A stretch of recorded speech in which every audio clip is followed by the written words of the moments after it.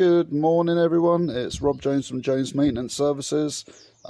In this series we're going to cover the strip down inspection and reassembly of a BMC 1.5. Don't worry if you don't own a BMC 1.5, there are other videos in the series that cover the 1.8, but the general mechanics of these old 60s diesel engines is fairly much the same. So anything that we miss out on this strip down and rebuild will no doubt be covered in the 1.8 video, and all you got to do is just search BMC 1.8 diesel on YouTube. Another thing then, if you jump down to the links at the bottom of the page, okay, we have a group, BMC Boat Engines, on Facebook, a brilliant community full of advice and like-minded people. Okay, so jump on there, technical journals, technical documents, everything like that, or general advice, a brilliant place. So really good suggestion, jump on there. That's the little pitch. So I'll show you what we're working with then.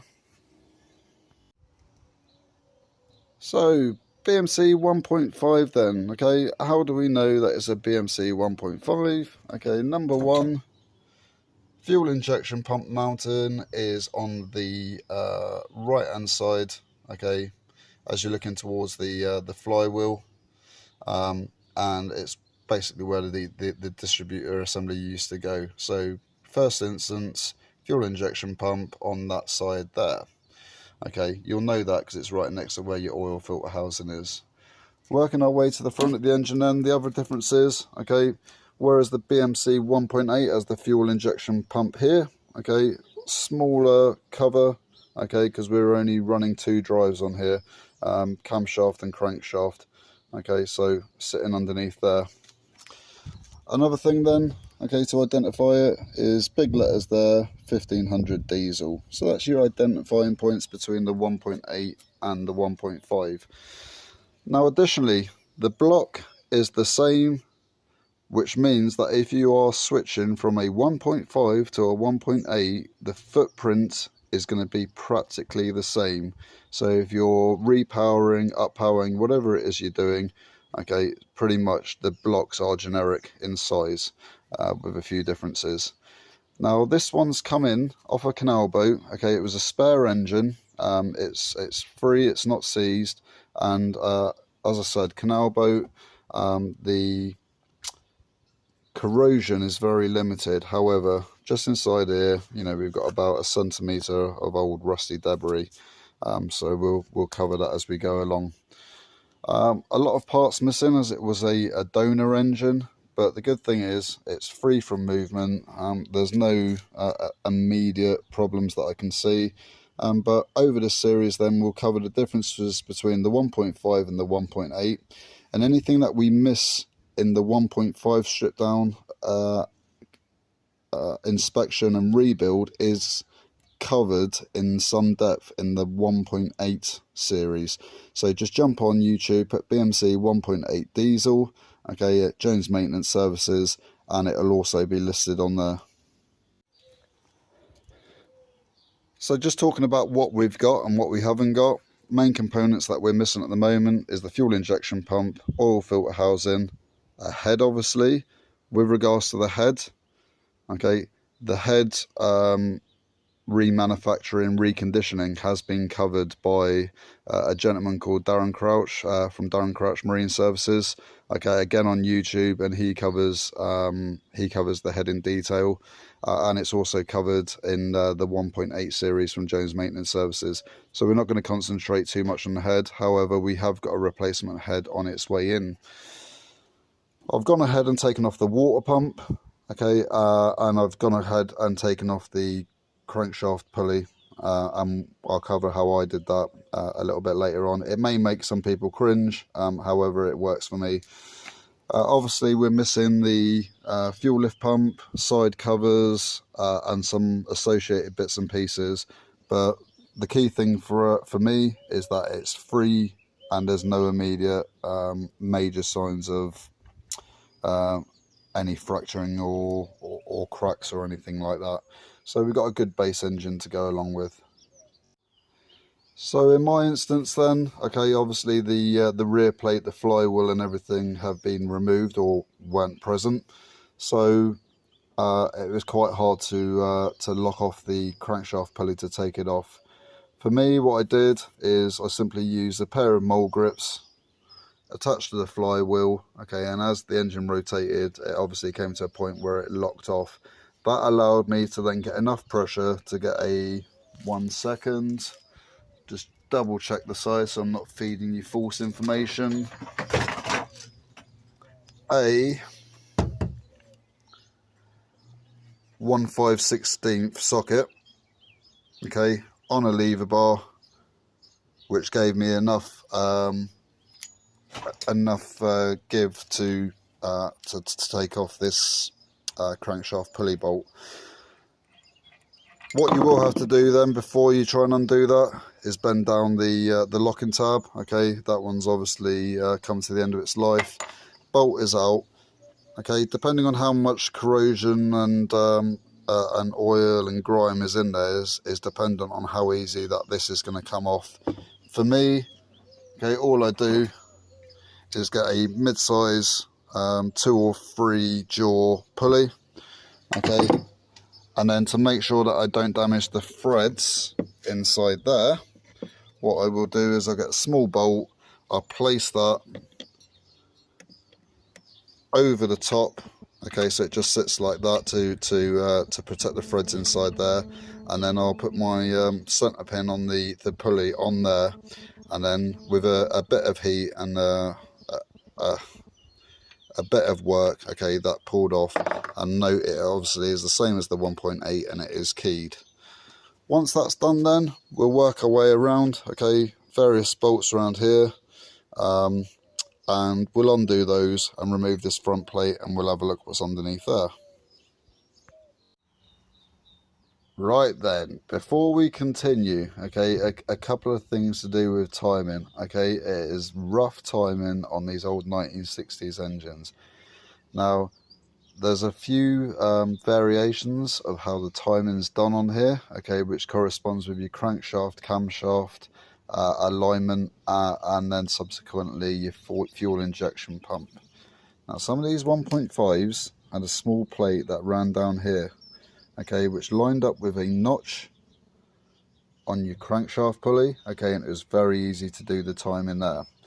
Okay, in this instance, attached to the gear cover, okay, I've got this factory fitted pointer here, okay, which is how the timing's done on this one, and that corresponds with, on the pulley, okay, I've got 0, it might be quite hard to see, 0 and 22 degrees between top dead center. So when we come to the reassembly, okay, this point is going to become key. Don't worry if this or the plate down here is missing, okay. There is a way of working out 22 degrees top dead center. It's covered again by another YouTube user, and I'll attempt to get in touch with him, and if he's happy I'll add a link to his video on there. But that covers the timing in a bit more detail, and it's all to do with the timing on your fuel injection pump.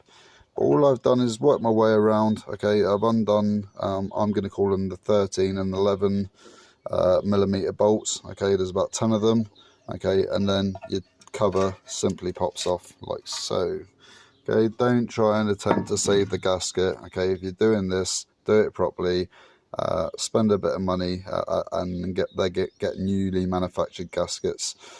Okay, and inside there then, all you've got is obviously your camshaft gear, your crankshaft gear, your chain tensioner, and your chain. And there's not a lot more in there.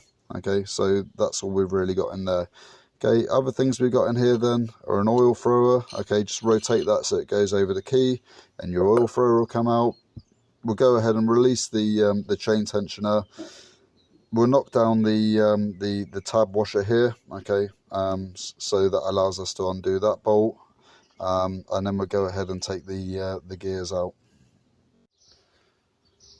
Okay, what I've done is I've just put in the crankshaft bolt, which allows me to get the 1/5/16 an extension back on there. Okay, it's a lovely free turning engine, and all I've done is just rotate it. I just want to draw your attention to the 2 timing markings then. So on the smaller gear, which is your crankshaft gear down here, okay, you'll see a small indentation just there, okay, which aligns with this tooth here. And then on your camshaft gearing here, okay, you'll see a matching indentation. Okay, so the timing's rough. Okay, what you need to do, okay, especially when it comes to the reassembly, is just ensure that this indentation which marks this tooth here, okay, guides itself in between where the indentation is here, and that is literally the timing done on these. Okay, they're keyed, you can't get them the wrong way around, okay, but that's the main timing marks underneath that timing chain cover. Okay, two 11mm bolts, okay, just undo those, okay, and your chain tensioner, okay, will sort of disintegrate in your hand, okay, just don't lose any of the parts because you've obviously got the spring, the plunger, and the shoe and all that sort of stuff, okay, so just keep that safe to one side.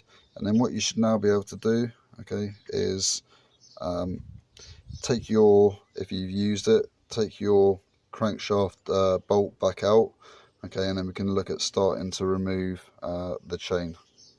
So all you got to do then is your camshaft gear, okay, the locking tab, just knock down that tab, okay, so it's free out the way. In your ingenuity then find out a way of locking off the camshaft gear, okay, and then using exactly the same 1/5/16, okay, you should then be able to just simply crack off, okay, your camshaft pulley, let's call it a nut, okay, and put it in your box of things to put back on later. Okay, within there then, okay, these two recesses, the same as on the 1.8, underneath there will be 2 bolts. Okay, what you need to do is rotate the engine around until you can get to the bolts through these recesses, and just nip them off, and that's obviously your camshaft sort of retaining mechanism. So all I'm going to do now is just rotate it around, nip them off, and then we'll take that whole assembly and gearing out. So once these 3 11mm bolts underneath the camshaft gear are removed, okay, you should start to get a bit of flexibility. Okay, the camshaft will be able to move back to some degree, and the camshaft gear will be able to move forward to some degree. So all you're looking for then is to just wiggle this over the key, okay, and just remove this, and then obviously the camshaft gear and the chain will come off in a oneer. Okay then, so with a little bit of wiggle then, okay, that's our camshaft gear and chain, okay, now taken off of the assembly. Now what we can do is jump on and undo these last few retaining bolts that do the front mounting plate to the main block. Okay, nip that off, and I think we'll call it a day on that one. So that's the 3 13mm bolts disconnected, 1, 2 and 3, okay, and then the only thing that's going to be holding that front plate on is the remnants of the old gasket. But congratulations if you've now got the chaos that looks like this, okay, you've successfully taken your gearing apart, okay, again the teeth look fine, okay, and there's no major signs of corrosion or anything like that, so no showstoppers so far. But we're going to call it a day there on part 1, okay, and part 2 we're just going to go around, get the sump off, and then start disconnecting the assembly within the block itself. But don't forget, jump down to the links at the bottom of the page, check out BMC Boat Engines on Facebook, like and subscribe if you like what you see. Anything you want covered in detail, please drop it in the comments below. Apart from that, have a good day.